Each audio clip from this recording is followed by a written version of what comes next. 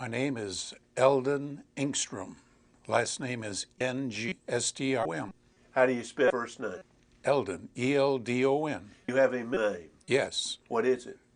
Godfrey, Godfrey, Godfrey. What is the date of your birth? I was born January 22nd, 1924. Where were you born? I was born in a wonderful town in Michigan called Bay City, Michigan.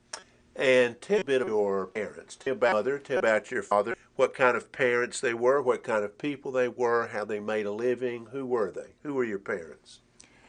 Well, I had wonderful parents.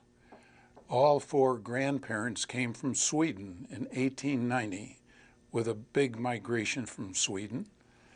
So they came to the town of Bay City, Michigan because it was a forest town. It was the largest forest cutting in America at the time, Bay City, Michigan.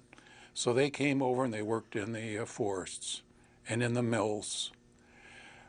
My folks, my dad worked for the Railway Express agency, and that was before they had many different kind of agencies to move boxes and so on.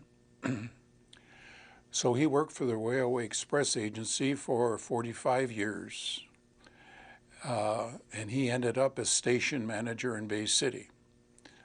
My mother was a teacher until she got married, and then, of course, like in those days, she came home and started to raise a family.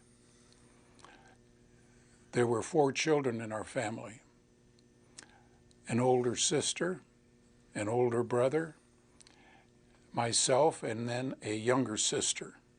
What kind of personalities did your mother and father have? Were they outgoing, gregarious, jovial people, or were they maybe that's not that doesn't jive with being Swedish? But go ahead and tell me what they were like as people. Well, I remember my dad liked to square dance. And I don't know if my mother did or not, but she would always go with him. And they would square dance in the neighborhood. Even in our little tiny house, we'd take the dining room table out, and they'd square dance in the dining room. And of course, the floor would rock. They were very optimistic people, as I recall. They used to tell jokes, pull jokes on each other, even in those days. Now, this was the Depression. I was born in 24, and in 29, it was a rough time because of the Depression started. Many people were out of work, and I think you'd have to live through it to realize that most everybody around us was poor. But we had a neighborhood full of kids, and with my brother, who was just a year older than I, we would just play even after dark in those days, no problem. And so looking back, I was blessed to have a very, very wonderful and happy childhood. Was religion an important part of your upbringing? Yes. Religion has always been an important part. I was baptized in the Lutheran Church, and I've been a Lutheran all my life. And when we lived in the Bay City area, Sunday school was important, probably one of the reasons being that that was one place we had to go because we didn't have a lot of money to go elsewhere. But I can remember in my early days, Dan, I would have all kinds of ribbons and stars and everything because I never missed a Sunday. And golly, I don't know how many years I went without missing, and that was a big deal for me. And I had all kinds of stars. Did your family say grace at mealtime? Was religion ingrained into your early upbringing? Indeed it was, Dan. We would say grace at every meal, and I still do, even in restaurants. Now, what about patriotism? What about flag and country? Was that something that you were taught to respect as a child? We used to put a flag out on the 4th of July, as I recall, but there was nothing extraordinary about it. My dad had been in the war, never spoke of it.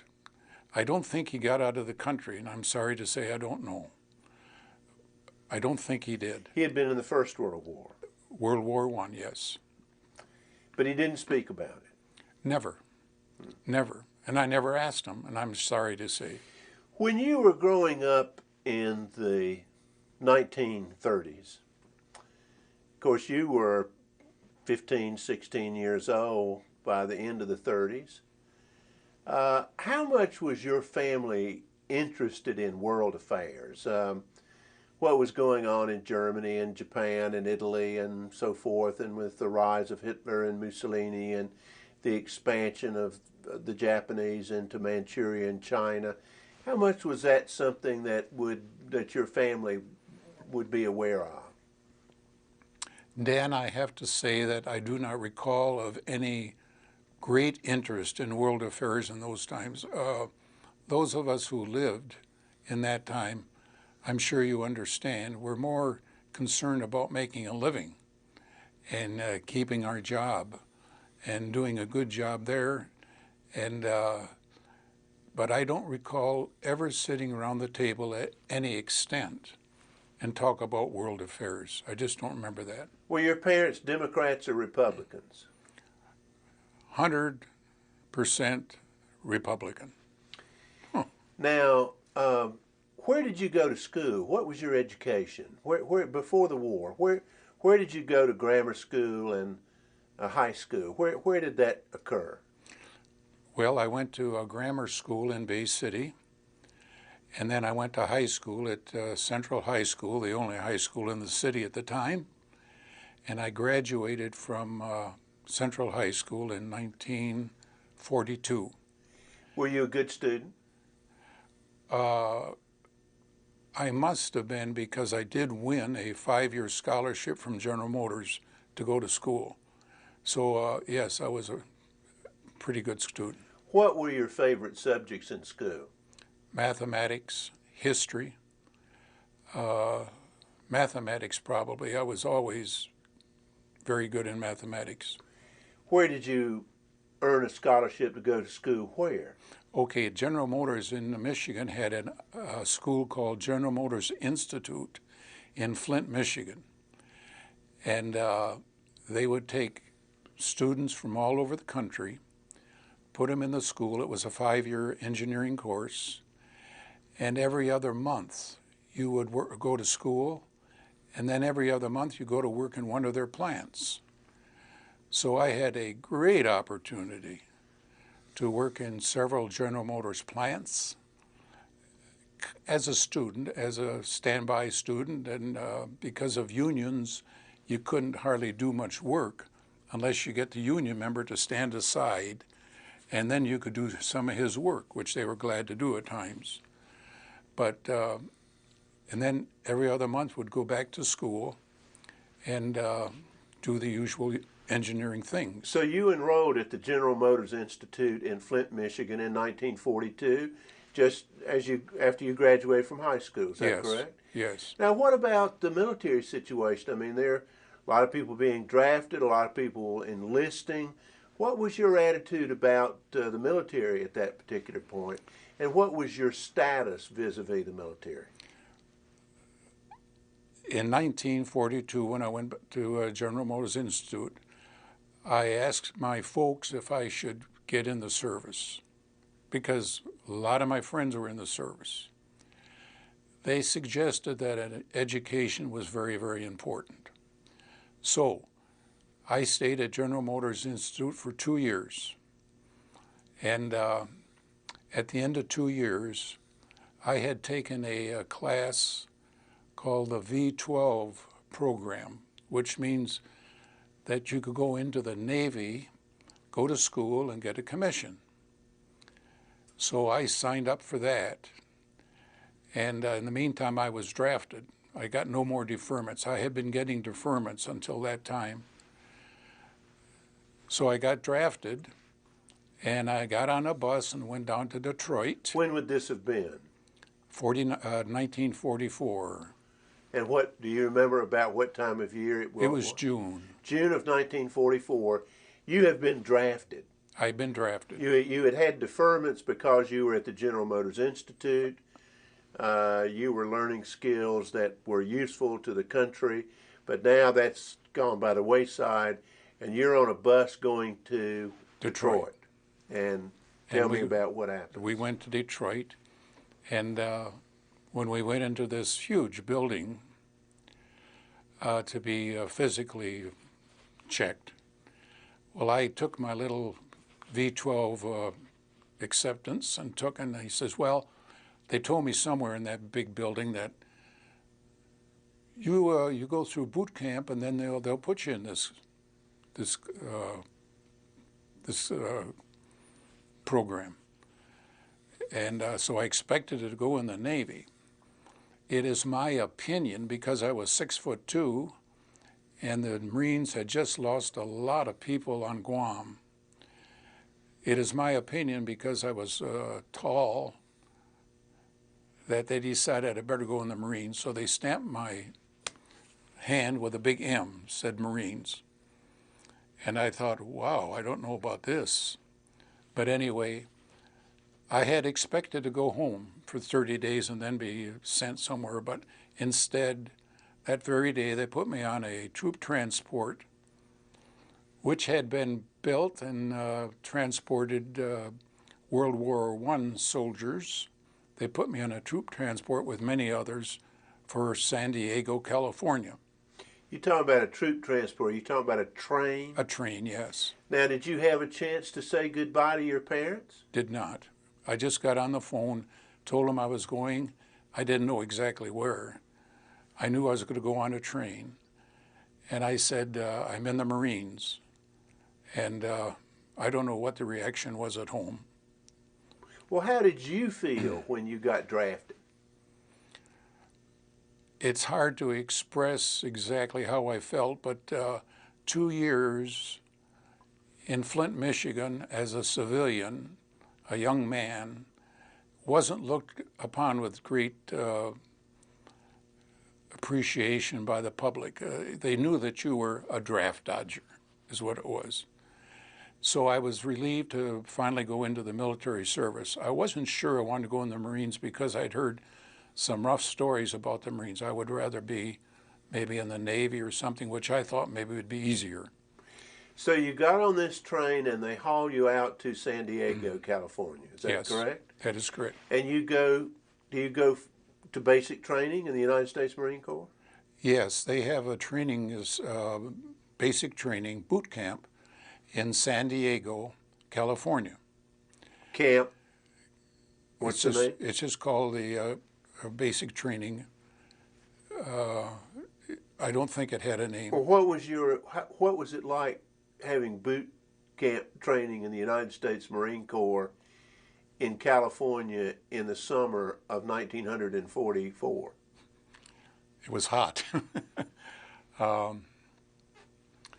Basic training, as I mentioned before, my bringing up, I had all kinds of nice medals and everything from Sunday school and so on, and now the Marines were going to tell me, frankly, the best way to kill a man and be prepared for anything. That took a little while. As the sergeant told us the first day we were in the Marine Corps, I don't care if you're a church pilot or a crook, from now on your butt belongs to me. And it was. When he said jump, you jumped. And of course that's true in any basic training. I realize that. Let me ask you, do you think you are by nature an aggressive person? I do not think I am. Did you ever enjoy hunting, shooting animals, anything of that nature when you were growing up? Did you do that very much? Many of my friends did enjoy hunting. I've never hunted. I've never had the desire to hunt. Never had a rifle in my hand, which is kind of interesting because in boot camp you have to go on the rifle range. And there I learned to shoot a rifle. And I came off that rascal with a expert medal, which not everybody got. Well, now, how did you deal with the fact, as you said, what they're doing in boot camp is teaching you how to kill other people and to keep from being killed? That's right. How did you deal with that? Well, Dan, really how you deal with it, you just put it off in your mind. You say, that's coming up. I'm not too worried about it now, but I better start learning how to defend myself. And I think that's kind of what you do. You sure learn how to defend yourself, hand-to-hand combat, keeping low, and so on. Did that training hold you in good stead, do you feel? Do you feel that you got good training in Marine boot camp? I got excellent training, had excellent sergeants. Are you proud of the fact that you are a former member of the United States Marine Corps? Very, very proud of it, sir, yes. Let me just tell you one other little thing I think is interesting, because in boot camp, they do some strange things. And the first Sunday we were there, the sergeant said, all the Catholics who want to go to church, drop out. So a few of them got out and they marched off to Mass. And then the next thing he said, now any Protestants want to go to a church, fall out. A few of us fell out.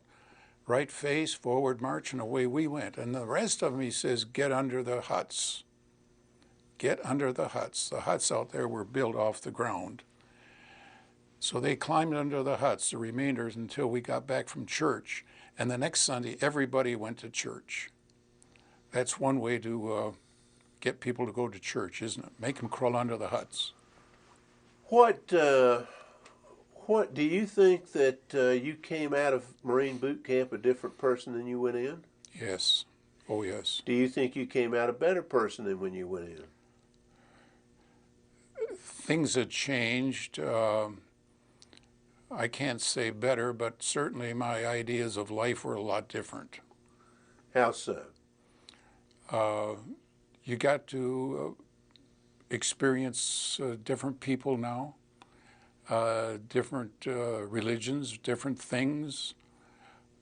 You learned how to take care of yourself in certain situations. It would be hard for me to say I was a better or not as good a person after I got out of boot camp, but I was a very proud Marine. What was your rank in the United States Marine Corps? I was a private, and when I got out, I had been promoted to PFC, private first class. What are you trained to do? What's your basic? What's the basic job the United States Marine Corps wants you to do? I was a rifleman in a rifle company, and because I was quite tall and evidently quite strong, they gave me a Browning automatic rifle, a BAR, and I carried that BAR from the time I got out of boot camp into the next camp. The BAR, I had a BAR, and I carried it all the time. What's your thoughts about the BAR as a weapon? You think it's an excellent weapon? Very, very good, wonderful weapon, yes. What happens after you get out of boot camp? Where do you go? Well, after I got out of boot camp, they gave me a 10-day furlough, which meant I got on a train and went back to Michigan. That took 4 days. Stayed at home for 2 days, got on the train 4 days back to Camp Pendleton in California, which is the largest camp the Marines have even today. Camp Pendleton, and that's where I got my rifle training and so on, and I was put into a rifle infantry division. Now, how many men are in a Marine Corps rifle company at that particular time? Each company had 3 platoons. Each platoon would have 30 men, so there'd be 90 men plus officers, probably 100 men, each company. And each platoon would have how many squads within it? 3. And there would be 10 men 10 per in squad? a squad, yes, sir. And your job is to carry a Browning automatic rifle? Yes, sir. Okay. When do you go from Camp Pendleton? Where do you go from Camp Pendleton? Well, after Camp Pendleton, they put us on a troop transport. We all knew we were going to the Pacific because that's where the Marines were really located. Well, let me ask you a question before we go. Had you, while you were at Camp Pendleton, you're there in the summer of 1944. Yes. Had you heard anything about Tarawa? Were they telling you anything about Saipan? Were they giving you some forewarning of what you were going to be encountering with the enemy that you were going to fight in the Pacific? Well, of course, we had newspapers that we could get, and we would read the newspapers, and once in every great while they would have an assembly and tell us what was going on. And we knew pretty well that we were going to the Pacific and we would be fighting. Well, what did they say about the Japanese as an enemy? What did they say about them? Yeah, formidable. Did they say that these are crazy people? They'll die for the emperor. They don't. What did they don't take prisoners? You know, what were they telling you? What were they? Well, first of all, we never referred to them as Japanese, or they were Japs. Now today that isn't quite correct, but they were Japs. And they had sworn allegiance to the emperor, and they would die for the emperor. Well, when did you get on this troop transport ship to leave California? Roughly, probably... Fall of 44? Oh yeah, the fall of 44. Would have been a fall of 44. Yes. Well, what are your feelings when you're getting on that ship? And you know you're going to... We know you're not headed for a picnic. No. What are your feelings when you... Well, it was a converted French luxury liner.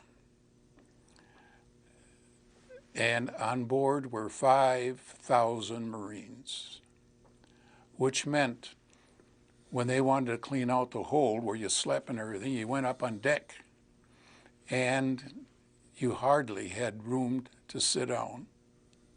It was crowded. So therefore you would volunteer to do the cleanup. In other words, you could go down below and sweep the floors and so on. And then once a day they would tell you to go up on the third deck and they'd give you calisthenics. And that would kind of keep you in shape. And then most of us would play poker or something like that to pass the time away. And I got to be a pretty good poker player on that trip. We were on that ship for 46 days. And it took you from where to where? It took us from San Diego. We went under the Golden Gate Bridge. San Francisco, then it would have been if you're going under the Golden Gate That's Bridge. correct. Okay. San Francisco. Okay. Which is close to Camp Pendleton. Right. And then it took us 46 days, and then we were on the outskirts of Iwo Jima. They had determined that my replacement battalion would help fill some of the gaps on Iwo Jima. So in 46 days, after zigzagging all over the ocean, as they did in those days, we were there and we could stand there and see Iwo Jima. Now, you're talking about Mount Suribachi and Iwo Jima and all of that type of operation. Now, Iwo Jima's invasion comes in February of 1945. That is right. Now, to what extent were you involved in operations against Iwo Jima? Okay, I was in a replacement draft. That means that as soon as they found out they needed some people, they would take the men off this Rochambeau and put them in with wherever they needed it. Now, there were some real disadvantages of that. One is you didn't get to know who you were fighting with. As you probably know when you're in the service, you train with people and you get to know them, you know their funny things and so on, but we were put in there. But I think we slipped in there pretty well because they put us right up there in the front line. how long after the initial invasion landings on Iwo Jima, approximately how long after that did you go ashore on Iwo Jima? The 4th and 5th Division are the ones that went in on D-Day. And then they split out and took one side of the island, and the other division took the other side. And then we, the 9th Division, went in on D+5, 5 days after, and they took up the center section, which means that they were to take over the airfields that were on Iwo Jima. There were 3 airfields there. And the 3rd Marine Division's job was to go up and take 3 airfields and then get out or come out to the northern end of the island. So do you, with the 3rd Marine Division, Yes. land on Iwo Jima 5 days after the initial attack? Is that correct? It was probably 6 days Okay, after. D+5. Yes. Now, I want you to be real specific here. How did you feel when you started climbing, I guess, out of this French luxury liner, right? Going down rope ladders and getting on landing craft. What's going through your mind? What are you thinking? Perhaps, Stan, you know this, but I think a lot of people don't realize that when you're on a liner and it's in the ocean, it doesn't move much. Now, if the sea is kind of rough, the landing craft is bobbing up and down, isn't it? We had practiced this many times. When you come off the rope ladder and the little landing craft is bobbing up and down, you better get off there at the right time or you're going to get your leg broken, if you can understand what I'm saying. Sure. So the only thing I'm thinking about going over the side is I got to get on that landing craft. Now, as far as I know, all of us on that particular landing craft did get on all right. And then they, of course, push off and take off for the beachhead. Well, on D+5, as you're coming into the invasion beach, are you receiving any fire whatsoever, or by that time, is it sufficiently secure that you're not receiving any fire? You've already mentioned Mount Suribachi. Suribachi was 560 feet tall. It's a volcano island. And although the day before the 9th Marines hit the island, Mount Suribachi had been secured with the raising of the flag on Mount Suribachi, which I believe is the most famous picture taken during World War II. However, there were still pockets in there. As we found out on Iwo Jima, no matter how far in you went, there were always pockets that you leave behind. Because on Iwo Jima, there were 800 pillboxes. And really, the only way you can take a pillbox out is with a flamethrower. So we used lots of flamethrowers. We used a lot of tanks with flame-throwing capabilities. And that, as far as I know, is the one way, unless you get close enough for a hand grenade. Flamethrowers were used, and believe me, the Marines who were carrying flamethrowers were #1 targets for the Japanese. No question about it. We often said that the average life of a fellow carrying a flamethrower was 1 minute. If they stood up, they were shot. Well, now, what did you experience? What do you remember about the experience? Because this is your first combat. You've had no combat. No. You are 20 years old. Yes. Very good. You're coming off that landing craft and going ashore on Iwo Jima. What did you experience? What did you see? What did you hear? What did you smell? What was the experience of going ashore? Well, what you have to remember is that we have to get ashore first. Not every landing craft made it to shore. And I think, in fairness, most of them didn't quite make to shore, so they dump you in the water. And as I walked on to Iwo Jima, carrying my BAR above my head, I probably was up over my belly button in water because he didn't get quite close enough. Why he didn't get closer, I don't know. But indeed, because of Mount Suribachi, and because there was still terrific resistance, there was still fire. And that is when I personally saw my first buddies killed, just getting into shore. Once you got into shore, one of the things they hadn't told us is that the soil is all volcanic ash, large pieces, just not like sand, a little bit bigger than sand, but volcano ash, which means you sink in a little bit. They hadn't told us that, but that's all right. So we went in, and I don't recall exactly how far we went, but we went in, and I finally found out that I had replaced someone in the 9th Marines. And it was then, only when I started looking around, that I found out who my buddies were. Well, now, you saw men killed actually going into shore that day on Iwo Jima? Oh, yeah.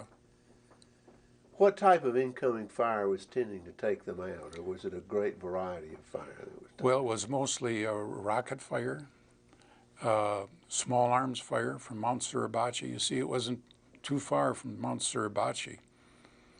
As a matter of fact, all my time on Iwo, because Suribachi is so tall, I could see the flag on top. Now, I had no idea that it was going to be a famous flag or anything. I just know I saw our flag on top of the mountain, and I knew that things were going well. So it was an inspiration to me, but I had no idea the story behind it, of course. Well, now, how did it make you feel when you saw these people that you knew getting killed? What feeling did you have? Did you have enormous anger toward the enemy? Were you, how did you deal with it emotionally?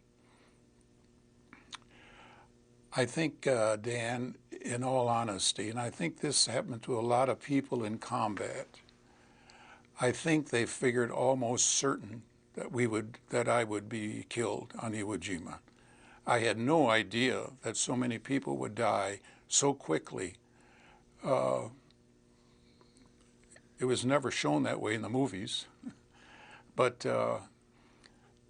from the time I first got on the shores of Iwo Jima, Dan, I was convinced I wasn't going to get off. There were too many people dying. What was your specific job with the BAR? Okay. In this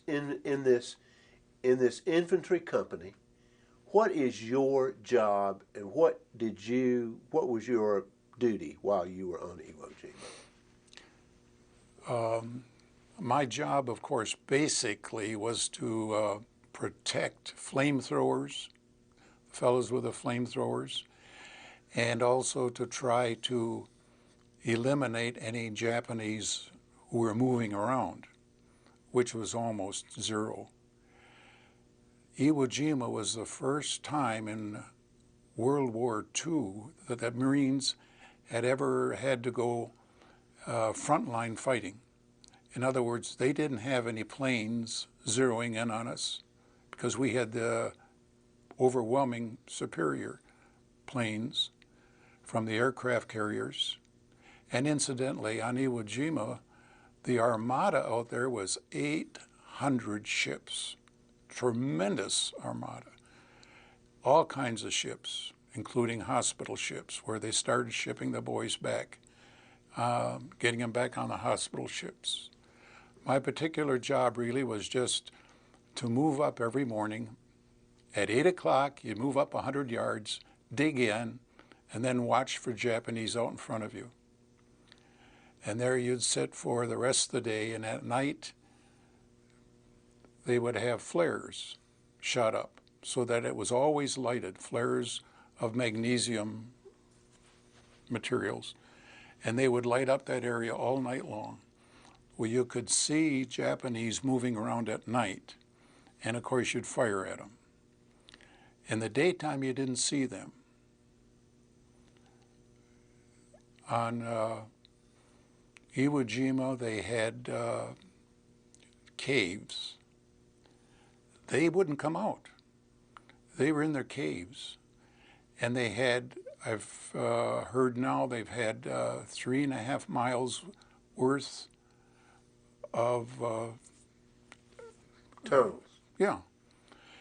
So they weren't about to come out. They manned their bunkers. They had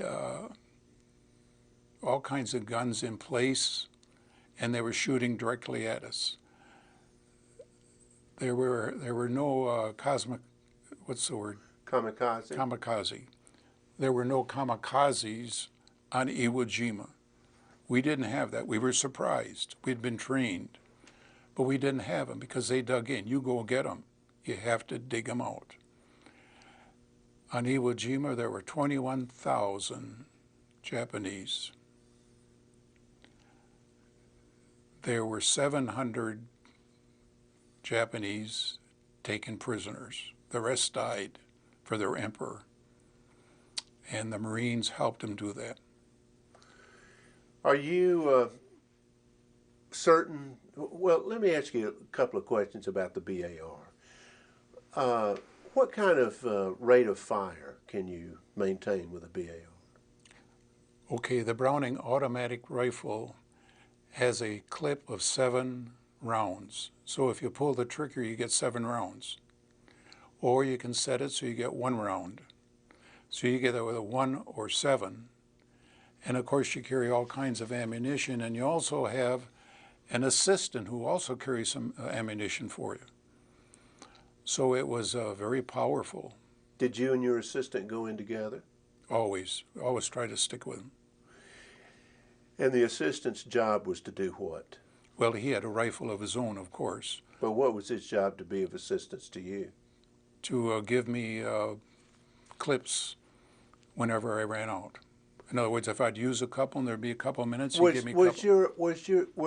Were you involved in combat every day while you were on Iwo Jima, virtually up until the end? And how heavy did that fighting become? How intense was the combat that you were involved in? I was on the front line every day that I was there.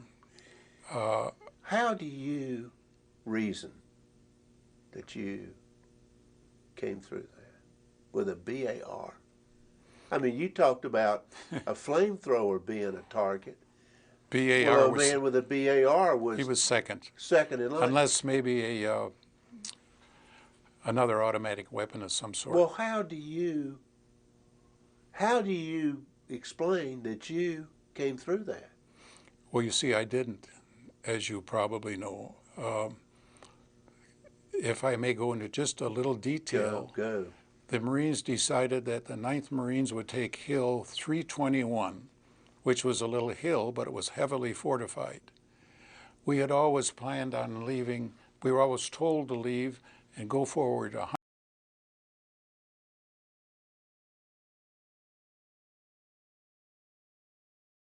yards at 8 o'clock every morning. Our orders on March 7th we're going to leave at 5 o'clock in the morning, and we're going to go 300 yards. And we're going to get the Japanese totally unaware.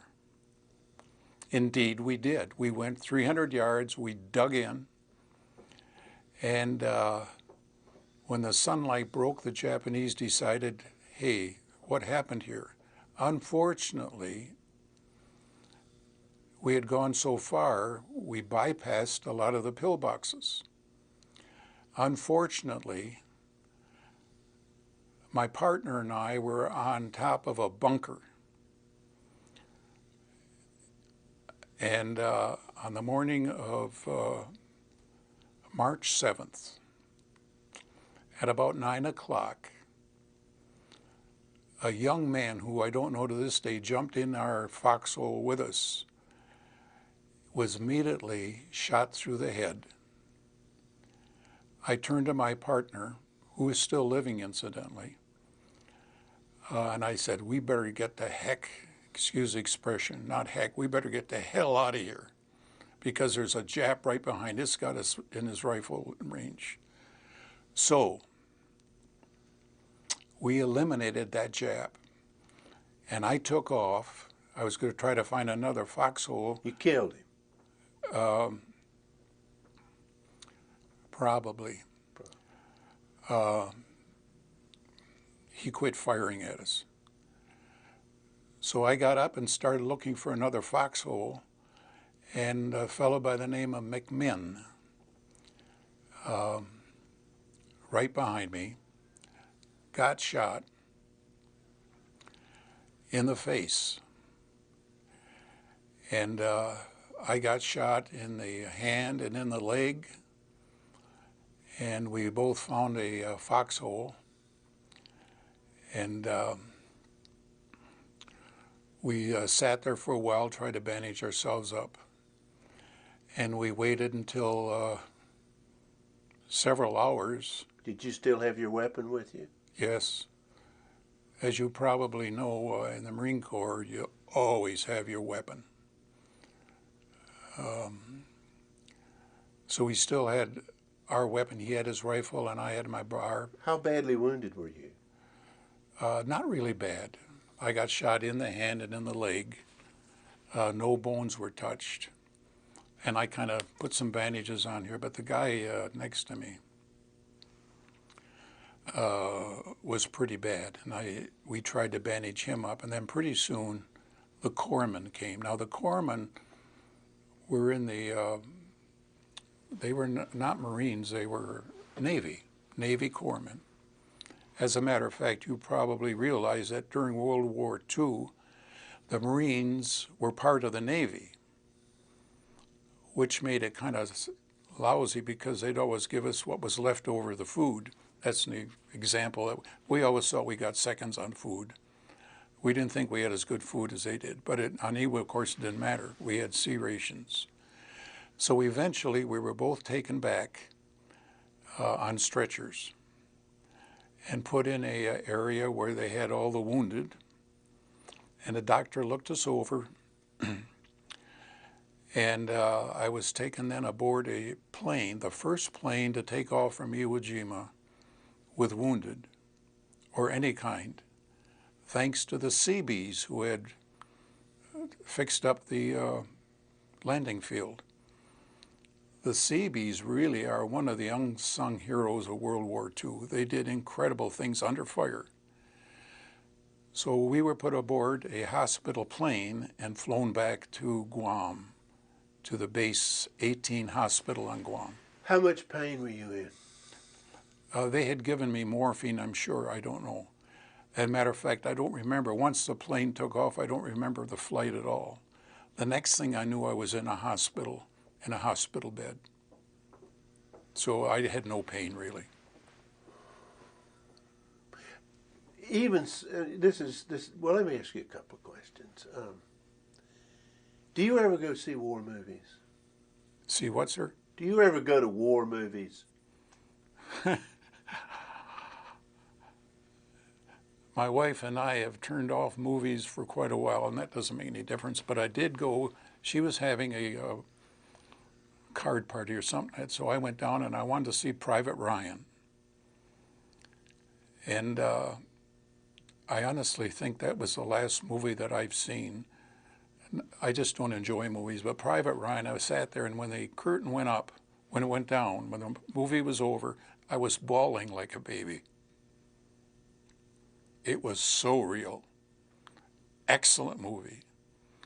And I looked around, and most everyone else was crying too.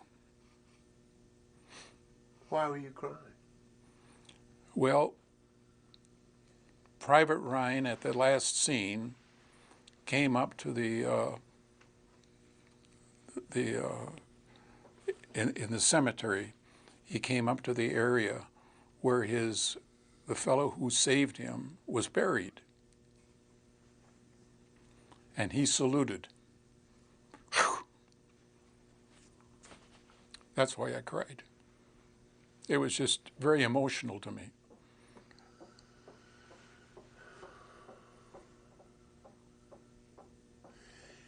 You know, it's interesting because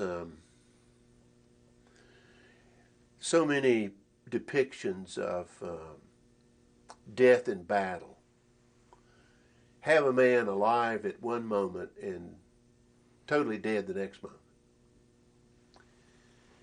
And I'm sure that you must have seen some things on Iwo Jima that were just heart-wrenching, heard things that were heart-wrenching on Iwo Jima.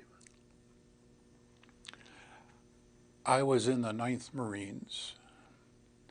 After Hill 362, on the morning of March 7th, out of the whole company, Dan, there were 7 men left. The others had been killed or wounded, taken off. There were 7 men from that company. Incredible.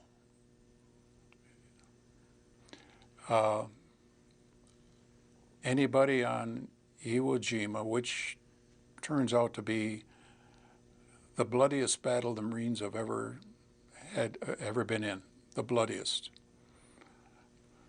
It was nothing to see people killed. Probably that's why most of us had a feeling that we wouldn't get off. Probably a lot of people wouldn't agree with me, but after I got into combat, I had a very calm composure. It didn't bother me too much. I just went about my work. I was not frightened that I remember. I was just doing my job very composed. And people falling all around me was just part of the job. Did you see some men break under it? Yes.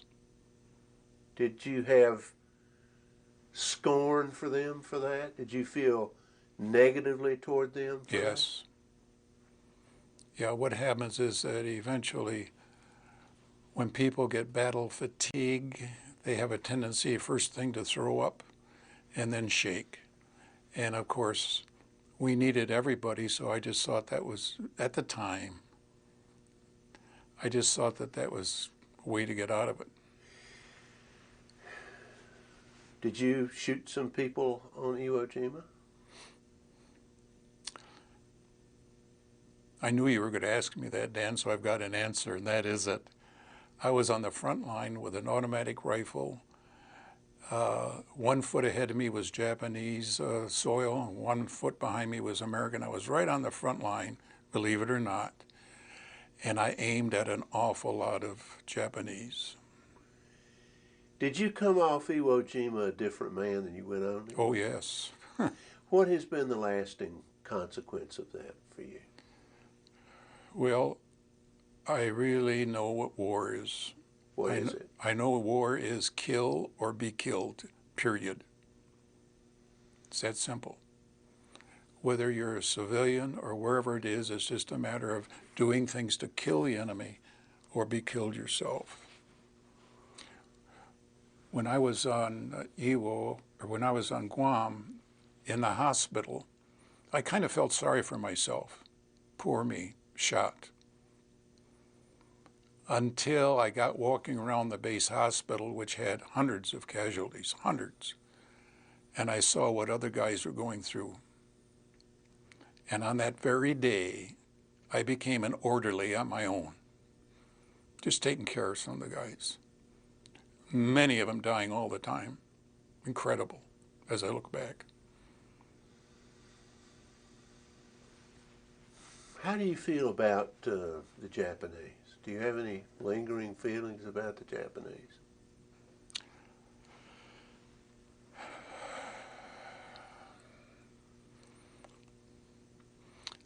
Well, I can't say that I love them.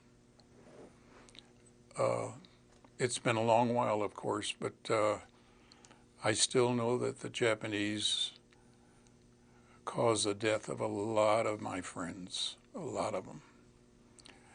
And they weren't to blame, the individuals, any more than I was. But I just